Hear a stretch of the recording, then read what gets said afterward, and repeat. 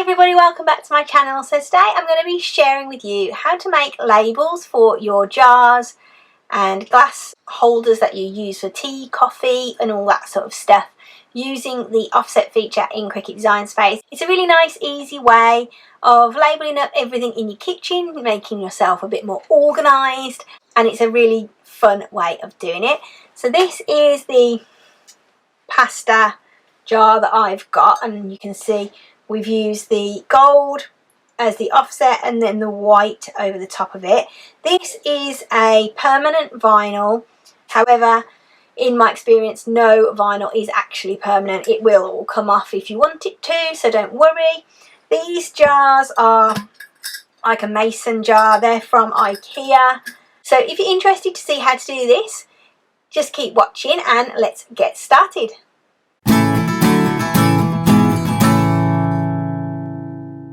So I'm just in Design Space now and I've got two of my labels already done, so you can see what I am trying to achieve with my labels.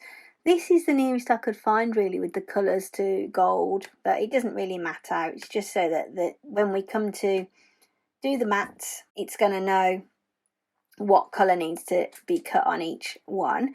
So in order to get the writing on the screen, all you need to do is go to the text box, okay, and then you can just type in whatever it is that you are doing. So I've got plain flower as well is another one I need to do, so I'll just type that in and there it is. Okay, so I want my offset around this plain flower now, so I'm just going to go up to the top and I'm going to ungroup this to letters because I want to move the flower to underneath, and I could have done it really by just entering on there, and I want it to be nice and close together because otherwise in between the words here where there's a gap you will get a little hole in your offset and I don't want that. So let's just select everything, go up to offset at the top, and mine is already set to 0.5 because that's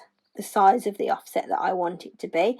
Obviously if you make it bigger you are going to end up with a fatter looking offset, but for this project I don't need it to be like that. So let's just click on apply and you can see there's no gaps and stuff in there. That is a little bit more of a practice thing and you're just going to mess around with it to make it how you want it to be.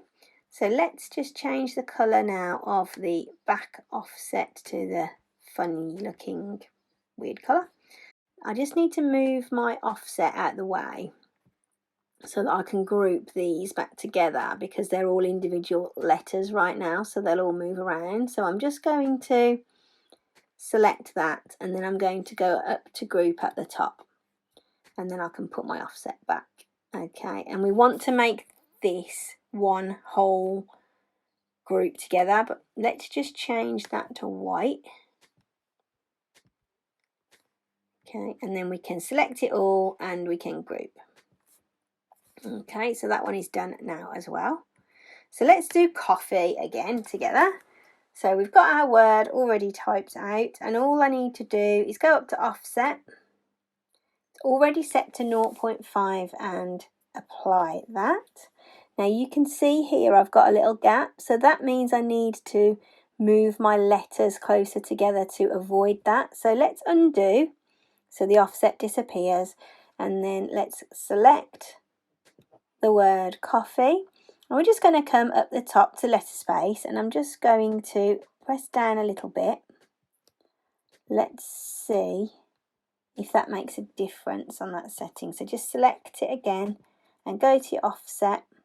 I've got a tiny little gap there, so what I want to do now, because I don't want all of my other letters to be bunched up, I'm going to just select the word again, go up to advanced and select ungroup to letters, and then I'm going to select the last three letters on there and I'm going to very carefully just move those across so that my F and my F are together and they're closer. Then we'll select that again and group that back together, and now we'll try again for the offset and see what happens. Okay, and that is perfect this time, and that's exactly how we want it to be. So let's just change our colour again to white for the letters, and we want the gold for the background, and then we need to select it all again and group. So I'll just do pasta and sugar off screen so that you're not bored watching. The next step now is to weld all of our wording together. So what we need to do is hide all of the offsets. So if you go over to the layers panel on the right hand side and just click on the little eyes, it will make the offsets disappear. So let's move all of these now. And you can see them just disappearing on the screen as I click on the hide eyes. So that's the last one. Okay. So what I need to do is just go onto them all and select them and weld each word. So just select it and then click on weld for each one. If we don't weld, all of our letters when we go to make it will come out all higgledy-piggledy all over the place and it won't work. So now that we've done that, we can now unhide all of our offsets again.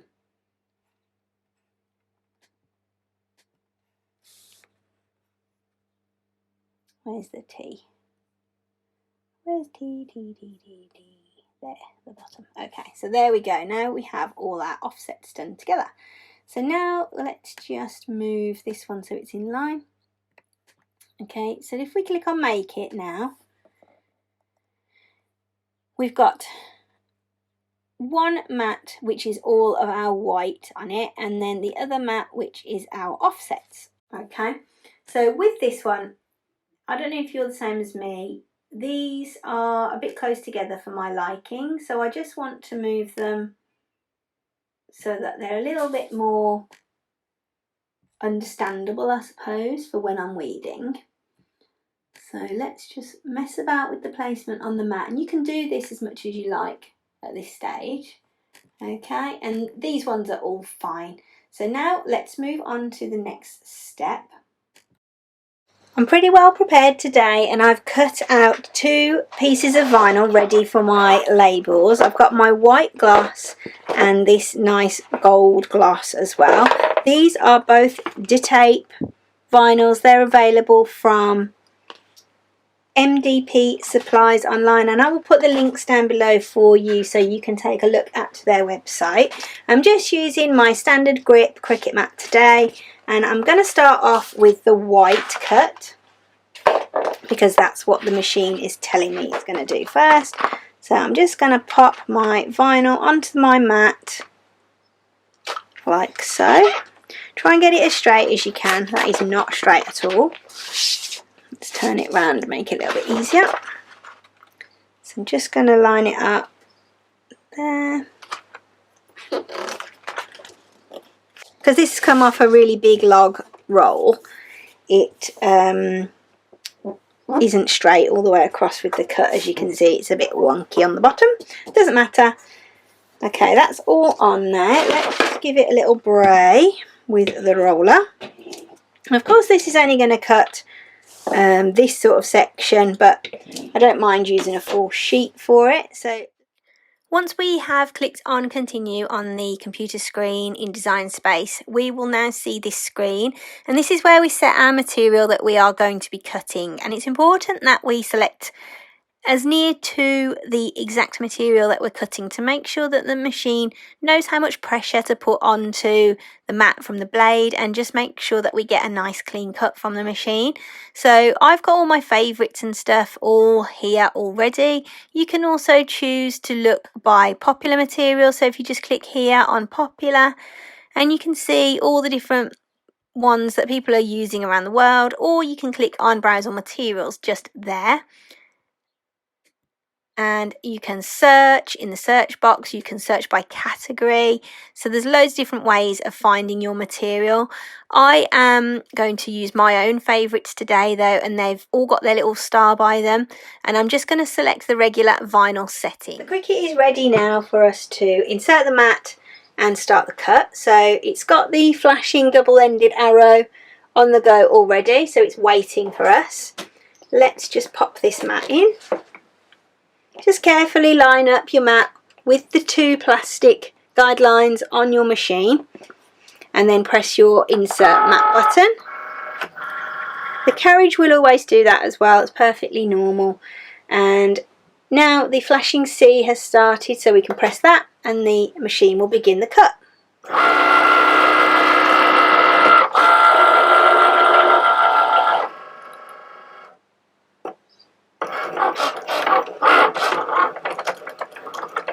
Once the cut's finished, you'll notice that the flashing eject light comes back on again.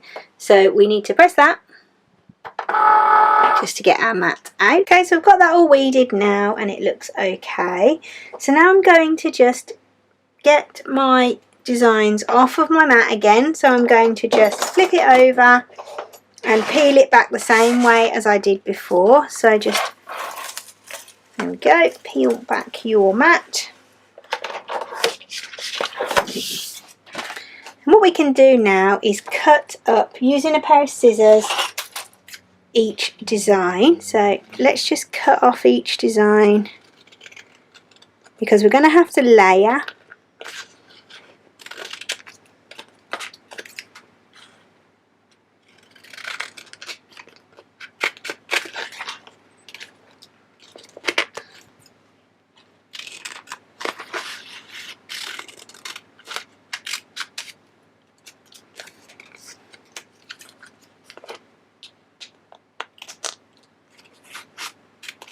Just be careful that you don't snip any of your design as well.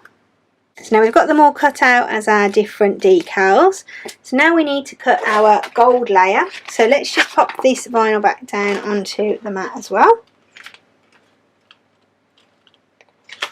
Again, let's try and be quite straight with it as much as we can. This gold is really nice. I'm just going to do exactly the same as I did before and just start the cut on the machine. Here's my gold layer all done. Let's just get rid of the excess vinyl again. And this will be super easy to weed off the mat, I think, because it's such a nice big design area. So let's just get rid of this first. This is going to be a nice piece to reuse. Okay. So this is going to be simple to weed. Okay, so I've got a little bit on the end here that I'm going to try and save because you can always use little scraps like this, and I just keep them in my scrap box.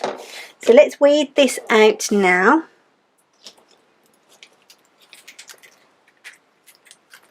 Okay, there we go. So for this, I'm going to leave my set of designs on my mat to do the layering.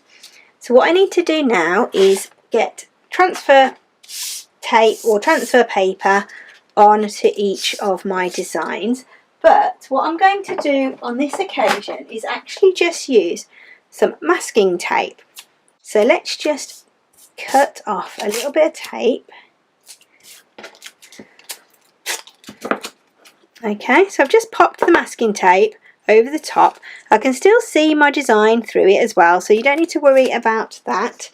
Then I'm just going to use my scraper to just press that down. So let's just lift that up. Oops, it's stuck to my board.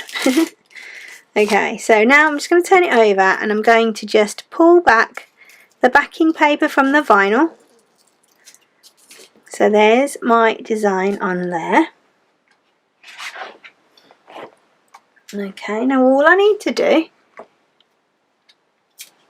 is place it down.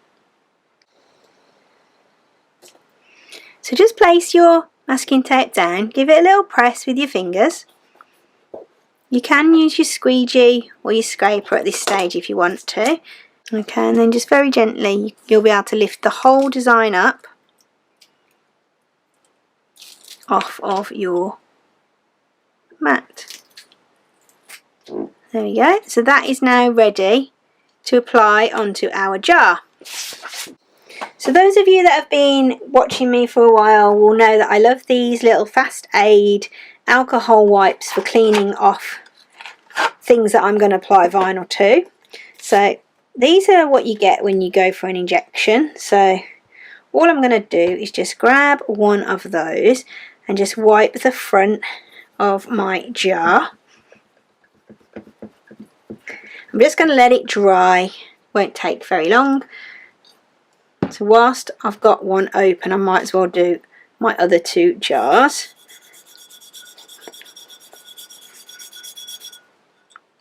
This just gets rid of any grease or sticky bits or anything like that that might affect the way that your vinyl sticks to your surface. Just leave those to dry. So the alcohol wipe has dried up now on here, so we're ready to put our design on. So what I like to do, if it's a rounded item like this, obviously it's going to roll around like this. So what I normally do is just grab a couple of my rulers and I just put them there like that, just to hold it down so it's not going to move anywhere. So let's just line up where we want it to be.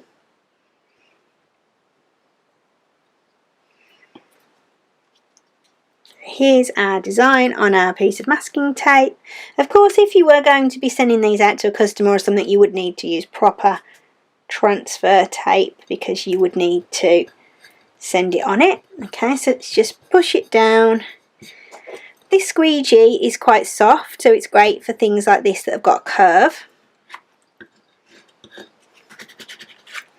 Give it a little curl, give it a little press down with that, and then carefully pull back your masking tape or your transfer paper at a 90-degree angle.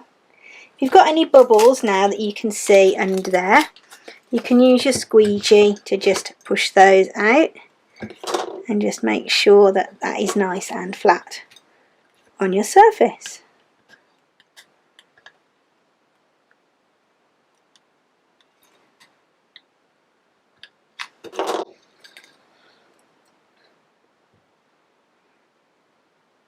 So just wanted to say thank you for watching. I do really appreciate each and every one of you taking the time out of your day to watch my videos. I hope you have found this video to be useful and I'd love to see you for the next one. So don't forget to subscribe and like, and if you've got any questions, drop them in the comments down below and I'll always try to answer them for you.